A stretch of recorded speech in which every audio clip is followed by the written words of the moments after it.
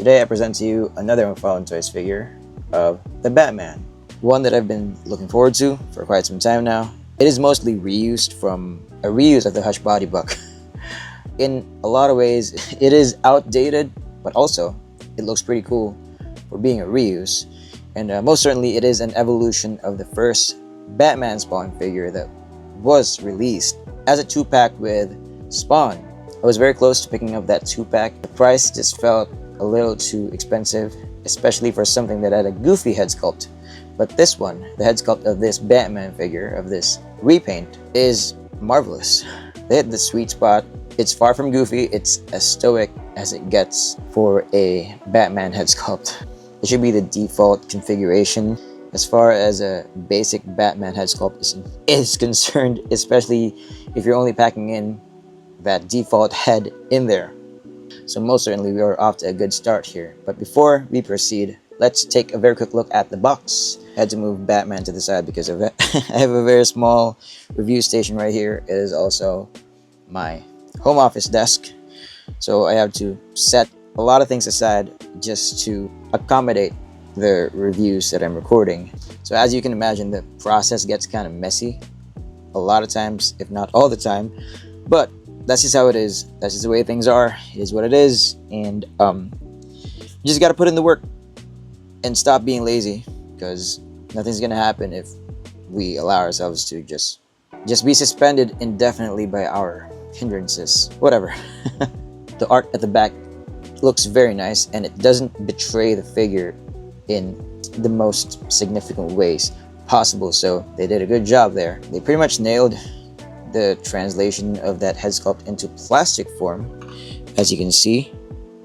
Although I just realized that they gave him the wrong arm blades, because as you can see on the art right here, it's got the wider and shorter and I guess more geometric and angular in shape arm blades compared to the arm blades that are on the actual figure.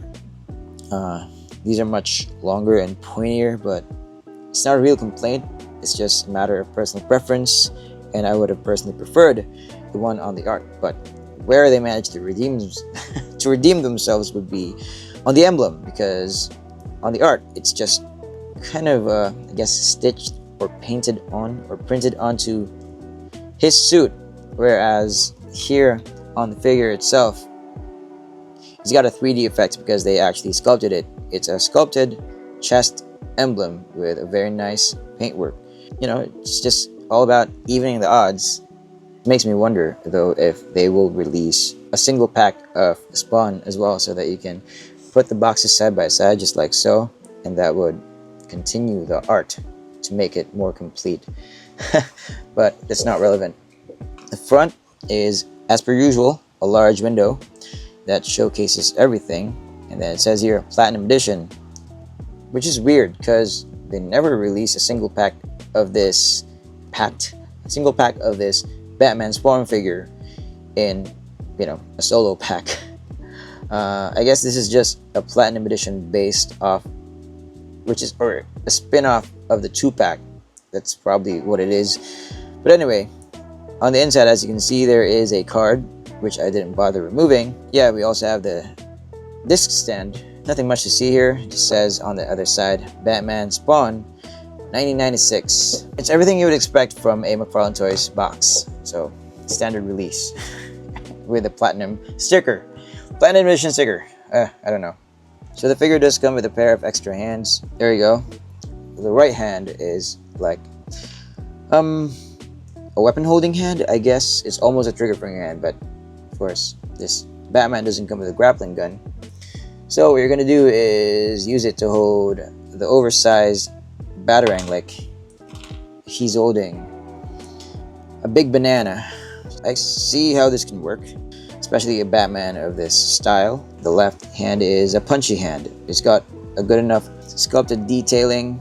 Same for both hands. Okay, let's focus on the figure itself. Oddly enough, as a reuse, this works so much better than the original Hush Batman figure, which this is mostly a reuse of. Yeah, I guess it's got something to do with the cape, having these pointy things on his shoulders flaring upwards, so it makes him look more daunting or more intimidating, I guess. So the stylization here definitely works well in its favor. It kind of hides the proportional problems of the base body of this figure, is probably what it is. But either way, it looks really good. If blue and gray is your jam when it comes to Batman, then you're in for a treat, because this is done so well. They made a good call giving him a stoic expression, because that's the way Batman should be when he is scoping the streets of Gotham from rooftops. And also, that is a very nice comic book shading on the face. I mean, the front part of the cowl. The ear thingies are just the way I like it. Bat ear thingies, because they're short and much sleeker. You can also tell that he's got actual ears underneath the cowl because of the way it kind of protrudes right there on his temples. So yeah, they managed to give the head sculpt alone all the expressiveness and all the depth it needs for a default Batman head. So good job. And like I said, the chest emblem looks a bit more elevated. This kind of thing they do where they actually sculpt the chest emblem rather than just painting it over. The yellow gives it a good pop and adds an effective contrast to the black. It is an iconic design. What else can I say? The yellow on the belt is a duller yellow than the one on the chest emblem, but it's perfectly fine. It's almost a gold color if they gave it a metallic finish, but that's not necessary. And then the best way to tell that this is a McFarlane design, the pointy cape thingies right there, so it doesn't get any more McFarlane than that. The blue used on the figure is like this mix of purple and navy blue, and I really love it. I don't know if the camera is picking it up correctly, but in person it looks really nice. The overall proportions of this figure just looks fantastic, and a lot of it has to do with the cape they used right here. The way it flares upward, being pointy, and the way that pointiness does resonate with the bat ear thingies. The arm blades could have been better. It would have been better if they used the one that's the same as in the source material, but still a good looking figure even with that. On the inside of the cape is actually black. The cape span has so much to do with why this figure looks good.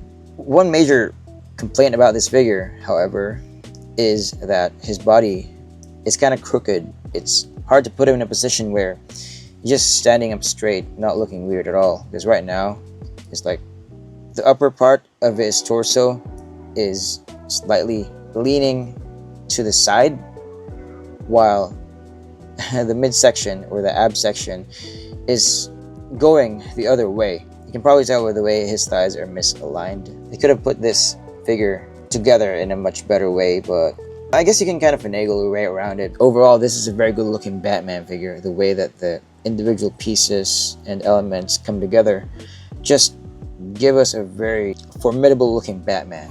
Sadly enough, they gave him just the lower neck joint. I mean, if they're only to go with one or the other, I would have preferred if they gave him the upper neck joint, because that would have allowed for a much, more precise head adjustment. But I guess they did a good enough job to justify the use of the lower neck joint, because you can look down a good amount, but looking up, however, is a bit more hindered because of the cape piece right here that drapes over his neck. It functions well in terms of going side to side. His arms can go out to the side that much. The cape doesn't really hold it down by a lot. There's some concessions right there, not significant enough to really put you off in terms of moving his arms to the side. So that's good, given how thick this cape piece right here actually is over the shoulders. Bicep swivel right here looks and functions well. Yeah, this is where we're gonna run into some trouble. You can't really rotate his arms 360, but maybe you don't need to do that. Choose your poses carefully. They had to make some sacrifices in the arm section to make him as cool as he looks. It's not really a deal breaker for me. I'm guessing it's not gonna be a deal breaker for you as well. They still have a long way to go in terms of implementing their double jointed joints for the elbows and their knees, especially the elbows. Then the wrist does go up and down and all around. So it's a ball hinge connecting the forearms and the hands. So it's kind of outdated in that sense, because the more updated McFarlane Toys figures are handled is that the joints that connect the arms and the hands and the lower legs and the feet would be molded hinge joints, but that's not the case here. And in some ways, this is better than the newer one, and in a lot of ways, this is a terrible design. But on this figure in particular, it is a good call. The torso doesn't really bend forward that much. You know, as to be expected. They didn't really make any improvements. They just straight up reused the parts from the much older iteration of this body. Can bend backward a bit more, side to side movement, and then it goes round and round. The legs go out that far for full-on splits. I think the belt has been separated from the trunks. I don't know what happened there. I'll try to fix that later, but I just hope it doesn't get any worse. Remember that SpongeBob scene where he goes, "Because I ripped my pants." It's kind of what's happening here, sadly. Maybe I can just glue that up. So yeah, while the legs do have good range going out for full-on splits, they kind of shat themselves. With this issue right here, the leg can kick forward a good enough range. We do have thigh swivels right here. The foot can kick forward that much, kicking back a good amount. The rocking motion for the ankles right there. Crazy amount of rocking right there. It's not a McFarlane Toys figure without the signature toe joint. It's not the worst that they've done. It's also not the best. It's somewhere in the middle, and it's kind of loose. It's kind of loosey-goosey. The figure is about 7 1/3 inches tall, a bit over 18.5 centimeters at the top of his ear thingies. Honest Left would be the only Spawn figure that I have. Another edgy design of Batman from the Dark Knight's Metal storyline. He's wielding 2 axes. I think it's a very cool concept, and maybe I'm also biased because this is a Greg Pulo design from a Scott Snyder story. Those two for me are the dynamic duo that I personally think revolutionized modern Batman stories through his Court of Owls story way back in, I think, was it 2011 or 2012? I read the story back in 2015, and that just renewed my love for Batman to the next level, and that was a huge influence as to the way my collecting has been since then. There was also a time when I was able to start buying stuff like this, toys and comic books, and finally afford them. I mean, not to the extent that I collect them now, but you know, it was one of my formative years as an adult, especially as an adult collector. You know, for better or worse, definitely not better in a sense that it's hindering my potential to save money, but I'm having a lot of fun, of course. Graphic novels, I just think they're much better value than the single issues like the ones at the back. But Absolute Batman is an ongoing story, and it's a must-read for everyone who's a Batman fan. Even if you're not a Batman fan, if you want a good story, a good fiction story, then it's the way to go. It's the best thing that's happened to me as far as reading Batman stories for a very long time now. It's Scott Snyder at the top of his game since the Court of Owls saga. I haven't actually read his Dark Knight's Metal stuff, but I've heard that it's a mixed bag. This Batman story, the Absolute Batman story, it just goes all in, and I personally think that everybody's gonna love this, whether you're a Batman fan or not. As long as you're into fiction, as you're into cool stuff, cool stories, then you can't go wrong with it. And also, they've made some modifications with the business side of things because they want everyone to be able to catch up with the individual releases of these issues by spacing them out farther apart so that people can have enough time to save money to buy the next issue. So they're doing God's work for comic book fans like myself. So thank you so much, Scott Snyder, for actually caring about your fans from a financial perspective, for making sure that more people can get into reading comics. So yeah, overall, a great story so far. Scott Snyder is the best in terms of being a modern Batman story writer, and with Nick Dragata's art, you just can't go wrong with it. We're still 3 issues in, and I think the 4th issue is around the corner. It's good that they're spacing the releases out farther apart from each other.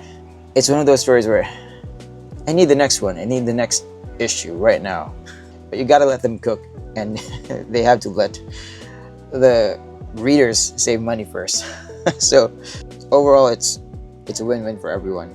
Then we have 2 Mafex figures on both sides, Scarlet Spider and the Dark Knight Returns Batman.